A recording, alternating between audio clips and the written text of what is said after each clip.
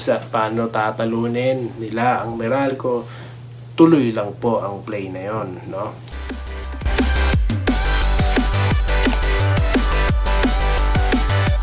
Ayan, so welcome back dito, no, sa Doy TV Sports sa Day Enrica YouTube channel. At well, mabilisan lang po, no, sisigundahan po natin ang ating nagba-viral na video. Ayan, yung marami pong nanonood nating mga kababayan sa ating latest video, no, about dyan po sa pagpanalo po ng ating Barangay Ginebra Gin Kings NSD, no. At talagang isang panalo na lang, pasok na po sa finals. Kaya kung kayo po ay fans ng Barangay Ginebra, well, maganda at nandito po kayo, no. Di po kayo nagkakamali, no, ng kinilik. Dito po tayo sa Barangay Ginebra at isang laro na lamang, tayo po ay makakapasok na naman dyan sa finals. At alam naman natin, pinakainaabangan natin, no, dahil sinasabi ko nga sa inyo nung una pa, Ginebra at San Miguel. Di lang po ako nagsasabi niyan, marami na po. Kasi nga malakas po ang kupunan, parehas malakas, parehas match, no. Kaya maganda po talaga maglaban sila, no. At yun na, yun. Pag-usapan po natin paano tatapusin ng Ginebra itong Meralco. Alam naman natin ang Meralco ay nakadalawa, di ba? Alam naman natin si Banjero, sila Hodge, no. Talagang pumapalag, no. Pati yung mga malalaki nila pumapalag dito sa Twin Towers natin, no. Yun na nga lang, talagang masyadong malakas at ma-effort, no, at creative. Ito pong si Christian Stan Hardinger, no. Tinatawag na si Stan, na talaga nagpakita po ng total display of dominance, no. Kita nyo naman yung kanyang signatured move sa ilalim, no. Tapos yung mga niya, yung mga jump shots niya, no. Sinabi nga po natin sa nakang video na para siyang si Benji Paras, the Tower of Power, at para siyang si Karl Anthony Towns, no. At paano tatalunin nila ang Meralco, tuloy lang po ang play na yon, no. Kung makikita nyo, no, pagka ang play may tatakbo tapos ipapasa sa kanya, no, yung defense po, tapos ipapasa sa kanya, no, yung defender, no, na centro or power forward, hindi po makakabalik sa kanya, so titirahan niya. Matagal na pong play yan ni Coach Tim Con, way back sa Alaska. Kung maaalala niyo po si James Walkfest, yung Filipino-Australian player, no, na may height na 6'10", naglaro din po yan sa barangay. Kung taga-barangay po kayo, kilala nyo si James Walkfest, no.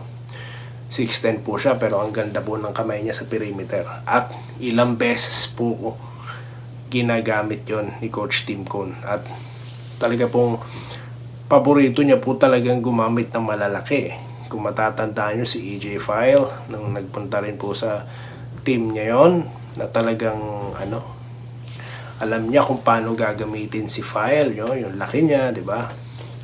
So ilan lang po yan sa mga excitement na napanood natin dati. So ganyan po ka-creative si Coach Tim Con, at yan po ang isa sa mga gagamitin niyang weapon sa Meralco. Ngayon, na-reveal na. Ang tanong, kaya ba nilang pigilan yon, di ba?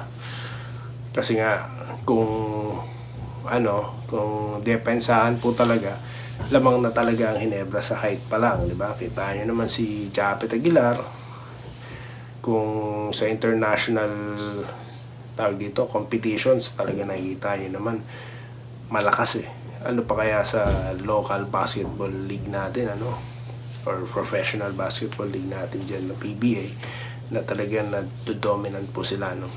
At yan po, nabanggit natin yan, no. That's number 2, yung height advantage, no, natin.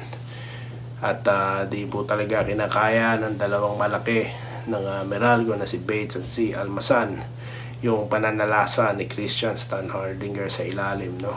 At yung rebounds, yan po ilan sa mga bagay na advantage po tayo, no. At gagamitin po yan ng Ginebra. Pangalawa or pangatlo is yung ating penetration po, no. Magaling po ang ating point guard. Pero yun yung may Teniente ka na, meron ka pang Stanley Pringle. Talagang pagdating po sa dribble penetration, Talaga pong may iwan ang kalaban, no? Tapos titikadahan ka pa ng isang veterano walang kaba-kaba na si L.A. Tenorio, yari ka na. At ang hustle play naman po, of course, that's number 4 ng mga team ng ating team, no? Pinauunahan niya ng ating MVP na si Scottie Thompson. So yan po ang pang-apat na gagamitin dyan ni Coach Tim Cone. Maliban sa kanyang pangunahing play na triangle offense, no? Talagang nag-grand slam po ang Alaska dyan, no? At di pa siya sa Ginebra, yan, triangle pa rin.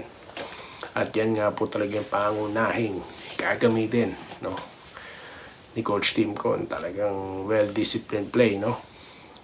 Tapos ano pa, yung nabanggit natin kanina, dribbling penetration, at consistent yan dahil nga pag nagpahinga itong si Pringle, may Ahan Misi, no? Masarap po panoorin yung mga point guards na yan, no? Para silang NBA players. Tapos ang panghuli, crowd. Yan po ang 6-man ng Ginebra, no? At yung inspiration to play, no? At yung kanilang pagiging NST, no? Never say die team na ipinakita nila.